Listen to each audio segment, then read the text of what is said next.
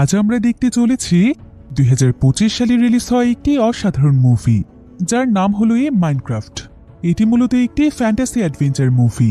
আচ্ছা, কেমন হতো যদি আমাদের পৃথিবীতে এমন একটি গেমের জগৎ থাকতো, যে গেমের ভেতরে প্রবেশ করে নিজের ইচ্ছে মতো সবকিছু তৈরি করা যেত এবং সেখান থেকে ধনরত্ন, হিরে, টাকা পয়সা সবকিছু বাস্তব দুনিয়ায় আনা যেত।